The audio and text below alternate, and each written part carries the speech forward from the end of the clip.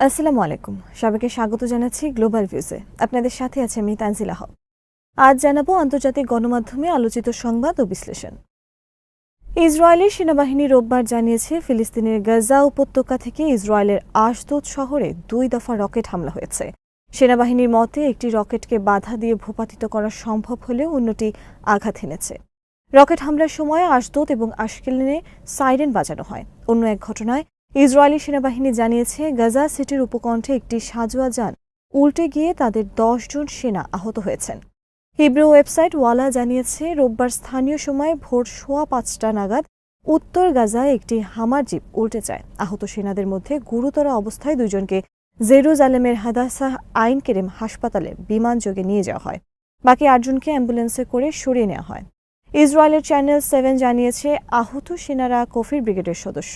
এ ঘটনার একদিন আগে শনিবার ইসরায়েলি আর্মি রেডিও জানিয়েছিল গাজা সিটির উত্তরে শেখ রাদওয়ান এলাকায় স্নাইপারের গুলিতে 401তম ব্রিগেডের এক সেনা গুরুতর আহত হন।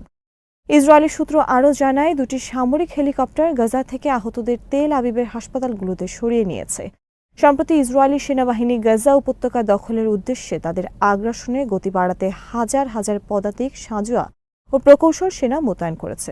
এই আগ্রাসনে রোববার আরও 55 ফিলিস্তিনি নিহত হন। 2023 সালের 7 অক্টোবর শুরু হওয়া হামলার এ পর্যন্ত 65,283 জনেরও বেশি ফিলিস্তিনি নিহত হয়েছেন, যাদের অধিকাংশই নারী ও শিশু। হাজার হাজার মানুষ এখনও নিখোঁজ রয়েছেন। আগ্রাসনে জনসংখ্যার একটি বিশাল অংশ বাস্তুচ্যুত হয়েছে। সামরিক হামলার পাশাপাশি ইসরায়েলি অবরোধের কারণে একটি মানব সৃষ্ট দুর্ভিক্ষ সৃষ্টি হয়েছে, যার ফলে শত শত ফিলিস্তিনি মারা গেছেন, যাদের বেশিরভাগই শিশু। আরও লক্ষাধিক ফিলিস্তিনি মৃত্যুর ঝুঁকিতে রয়েছে। কানাডা, যুক্তরাজ্য ও অস্ট্রেলিয়ার পথ ধরে পর্তুগালও ফিলিস্তিন রাষ্ট্রকে আনুষ্ঠানিকভাবে স্বীকৃতি দিয়েছে। রোববার পর্তুগালের পররাষ্ট্রমন্ত্রী পাওলো র্যাঙ্গেল এ সিদ্ধান্তের কথা ঘোষণা করেন। তিনি দ্বিরাষ্ট্রভিত্তিক সমাধানের প্রতি লিসবনের সমর্থন পুনর্ব্যক্ত করেন এবং এটিকে ন্যায্য ও দীর্ঘস্থায়ী শান্তি অর্জনের একমাত্র কার্যকর পথ হিসেবে বর্ণনা করেন। ব্রিটেন, কানাডা ও অস্ট্রেলিয়ার সরকার ফিলিস্তিন রাষ্ট্রকে আনুষ্ঠানিকভাবে স্বীকৃতি দেওয়ার কয়েক ঘণ্টা পর পর্তুগালের এ ঘোষণা আসে। ইসরায়েলি গণমাধ্যম জাতিসংঘের সাধারণ পরিষদের বৈঠকের আগে ঘটা এ ঘটনাকে কূটনৈতিক সুনামি হিসেবে বর্ণনা করেছে। ধারণা করা হচ্ছে শিগগির আরও কয়েকটি দেশ একই ধরনের পদক্ষেপ নেবে। বর্তমানে জাতিসংঘের 193টি সদস্য দেশের প্রায় 3/4 আনুষ্ঠানিকভাবে ফিলিস্তিন রাষ্ট্রকে স্বীকৃতি দিয়েছে। রোববার অস্ট্রেলিয়ার প্রধানমন্ত্রী অ্যান্থনি অ্যালবানিজ ঘোষণা করেন আনুষ্ঠানিকভাবে ফিলিস্তিন রাষ্ট্রকে স্বীকৃতি দিচ্ছে। এই পদক্ষেপের মাধ্যমে ক্যানবেরা কানাডা ও যুক্তরাজ্যের সঙ্গে সমন্বিতভাবে দ্বিরাষ্ট্রভিত্তিক সমাধানের গতি ফিরিয়ে আনার চেষ্টা করছে। কানাডার প্রধানমন্ত্রী মার্ক কার্নি ঘোষণা করেন কানাডা আনুষ্ঠানিকভাবে ফিলিস্তিন রাষ্ট্রকে স্বীকৃতি দিচ্ছে।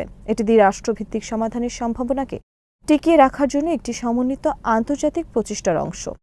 যুক্তরাজ্যের প্রধানমন্ত্রী কেয়ার স্টারমারও এদিন ফিলিস্তিনকে যুক্তরাজ্যের স্বীকৃতির বিষয়টি নিশ্চিত করেন। তিনি ঘোষণা করেন ফিলিস্তিনি এবং ইসরায়েলিদের জন্য শান্তির আশা এবং দ্বিরাষ্ট্রভিত্তিক সমাধানের সম্ভাবনাকে পুনরুজ্জীবিত করতে যুক্তরাজ্য আনুষ্ঠানিকভাবে ফিলিস্তিন রাষ্ট্রকে স্বীকৃতি দিচ্ছে। এদিকে সোমবার শুরু হতে যাওয়া জাতিসংঘের সাধারণ অধিবেশন চলাকালীন বেশ কিছু দেশ ফিলিস্তিনকে রাষ্ট্র হিসেবে স্বীকৃতি দিতে পারে বলে আশা করা হচ্ছে।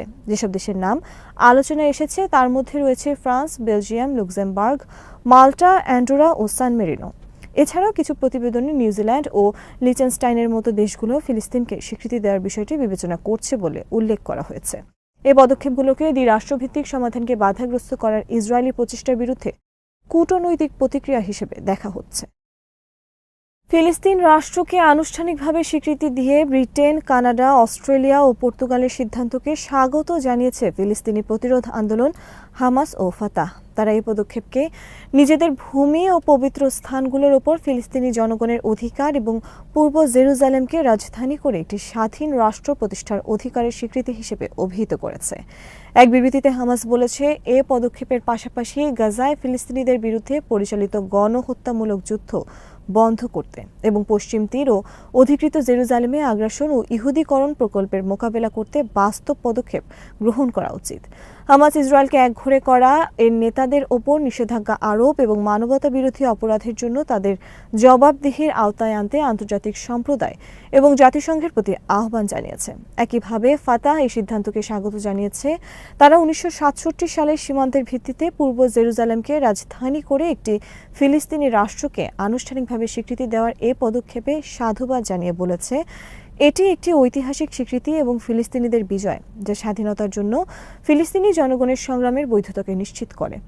অন্যান্য রাষ্ট্রগুলোকেও এই পদক্ষেপ অনুসরণ করে ফিলিস্তিনি জনগণের রাষ্ট্র গঠনের বৈধ আকাঙ্ক্ষার প্রতি সমর্থন জানানোর আহ্বান জানিয়েছে সংগঠনটি। ইসরায়েলি চ্যানেল 12-এ রোববার প্রচারিত এক প্রতিবেদনে বলা হয়েছে, সৌদি আরব ইসরায়েলকে একটি গোপন বার্তা পাঠিয়েছে। এতে সতর্ক করা হয়েছে, জর্ডান উপত্যকা সহ অধিকৃত পশ্চিম তীরের যে কোনো ভূখণ্ড দখল করার পদক্ষেপ নিলে আরব রাষ্ট্রগুলোর সঙ্গে ইসরায়েলের স্বাভাবিকীকরণ প্রক্রিয়া বন্ধ হয়ে যাবে এবং তথাকথিত আব্রাহাম চুক্তি প্রভাবিত হতে পারে। চ্যানেলটি জানিয়েছে, অত্যন্ত সংবেদনশীল এই বার্তায় আরও সতর্ক করা হয়েছে, ভূখণ্ড দখলের ফলে আকাশসীমা বন্ধ করে দেওয়ার মতো অর্থনৈতিক পদক্ষেপ নেওয়া হতে পারে। ইসরায়েলের রাষ্ট্রীয় সম্প্রচার মাধ্যম কান 11 প্রধানমন্ত্রী বেঞ্জামিন নেতানিয়াহুর ঘনিষ্ঠ এক সূত্রের বরাতে জানিয়েছে, জর্ডান উপত্যকায় সার্বভৌমত্ব প্রয়োগের বিষয়টি মার্কিন প্রেসিডেন্ট ডোনাল্ড ট্রাম্পের সঙ্গে আলোচনা করা হবে। চ্যানেলগুলো কূটনৈতিক সূত্রের বরাতে বলেছে, মার্কিন পররাষ্ট্রমন্ত্রী মার্কো রুবিও সম্প্রতি তার সফরের সময় এই বিষয়ে এগিয়ে যাওয়ার জন্য সবুজ সংকেত দিয়েছেন এবং নেতানিয়াহু ও ট্রাম্পের বৈঠকের পর চূড়ান্ত সিদ্ধান্ত আসতে পারে। চ্যানেল 12 জানিয়েছে, সিনিয়র ইউরোপীয় কর্মকর্তারা তাদের ইসরায়েলি প্রতিপক্ষদের সতর্ক করেছেন, ফিলিস্তিন রাষ্ট্রকে ক্রমবর্ধমান স্বীকৃতির মধ্যে ভূমি দখলের যে কোনো প্রচেষ্টা মধ্যপ্রাচ্যের শান্তি চুক্তিগুলো ধ্বংস করে দিতে পারে। সৌদি আরবের এই সতর্কবার্তা এমন এক সময় এসেছে যখন বেশ কয়েকটি পশ্চিমা দেশের ফিলিস্তিন রাষ্ট্রকে আনুষ্ঠানিক স্বীকৃতি দেওয়ার প্রেক্ষাপটে যে কোনো ভূখণ্ড দখলের পদক্ষেপ ইসরায়েলকে কূটনৈতিকভাবে কোণঠাসা করেছে। এর আগে রয়টার্স জানায়, আবুধাবির অভ্যন্তরীণ আলোচনা সম্পর্কে অবহিত 3 জন ব্যক্তি তাদের জানিয়েছেন, যদি নেতানিয়াহুর সরকার অধিকৃত পশ্চিম তীরের পুরোটা বা কিছু অংশ দখল করার প্রক্রিয়া এগিয়ে নেয়, তাহলে সংযুক্ত আরব আমিরাত ইসরায়েলের সঙ্গে তাদের সম্পর্ক অবনমনের কথা বিবেচনা করছে। সংযুক্ত আরব আমিরাত হল কয়েকটি আরব রাষ্ট্রের একটি, যারা ইসরায়েলের সঙ্গে সম্পর্ক স্বাভাবিক করেছে। সূত্রগুলো ইঙ্গিত দিয়েছে, যদিও সম্পূর্ণরূপে সম্পর্ক ছিন্ন করার বিষয়টি বিবেচনা করা হচ্ছে না, তবে আব্রাহাম চুক্তিতে উপনীত দেশগুলোর রাষ্ট্রদূত প্রত্যাহার করার মতো পদক্ষেপ আলোচনায় রয়েছে। ইসরায়েলি অবরোধ ভাঙার লক্ষ্যে গাজা অভিমুখে রওনা হওয়া গ্লোবাল সুমুদ ফ্লোটিলা জানিয়েছে, তাদের নৌবহর ঘিরে আকাশ পথে ড্রোনের তৎপরতা হঠাৎ করে বেড়েছে এবং তারা লক্ষ্য করছেন একাধিক ড্রোন নৌবহরের কাছাকাছি থেকে তাদের অনুসরণ করছে। তবে ড্রোনগুলোর উৎস এখনও চিহ্নিত করা যায়নি। ফ্লোটিলা জানিয়েছে, এই ঘটনা গুরুতর নিরাপত্তা উদ্বেগ তৈরি করেছে। এর আয়োজকরা পরিস্থিতি সক্রিয়ভাবে পর্যবেক্ষণ করছেন, জাহাজে থাকা প্রত্যেকের নিরাপত্তার বিষয়টি অগ্রাধিকার দিচ্ছেন এবং এসব ঘটনা নথিভুক্ত ও মূল্যায়ন করার জন্য অংশীদারদের সঙ্গে সমন্বয় করছেন। তারা জানিয়েছেন, অবরুদ্ধ ফিলিস্তিনি ভূখণ্ডে পৌঁছাতে ফ্লোটিলার প্রায় 1 সপ্তাহ সময় লাগতে পারে। শনিবার মোট 44টি জাহাজ ইতালির বন্দর থেকে যাত্রা শুরু করে এবং আরও 6টি নৌযান বর্তমানে গ্রিসে নোঙর করা আছে, যা শিগগিরই এ নৌবহরে যোগ দেবে। গত 9 সেপ্টেম্বর বহরভুক্ত পর্তুগালের পতাকাবাহী জাহাজ ফ্যামিলি বোটে একটি ইসরায়েলি ড্রোন আঘাত হানে, যার ফলে আগুন ধরে যায়। তবে আগুন দ্রুত নিয়ন্ত্রণে আনা সম্ভব হয়। পরের দিন ফ্লোটিলার সবচেয়ে বড় জাহাজ ব্রিটিশ পতাকাবাহী আলমা ও একই ধরনের হামলার শিকার হয়, যদিও এতে কোনো হতাহতের খবর পাওয়া যায়নি। এর আগেও একই ধরনের ঘটনা ঘটেছে। গাজাবাসীদের মানবিক সহায়তা দিতে ম্যাডলিন জাহাজ যখন আঞ্চলিক জলসীমার কাছে পৌঁছে, তখন ইসরায়েলি ড্রোনগুলো এর ওপর ঘোরাঘুরি করছিল, এমনকি জাহাজের ওপর অজানা রাসায়নিক পদার্থও ছিটিয়েছিল। এরপর ম্যাডলিনের কর্মীদের আটক করে ইসরায়েলি কারাগারে নিয়ে যাওয়া হয় এবং জোরপূর্বক তাদের নিজ দেশে ফেরত পাঠানো হয়।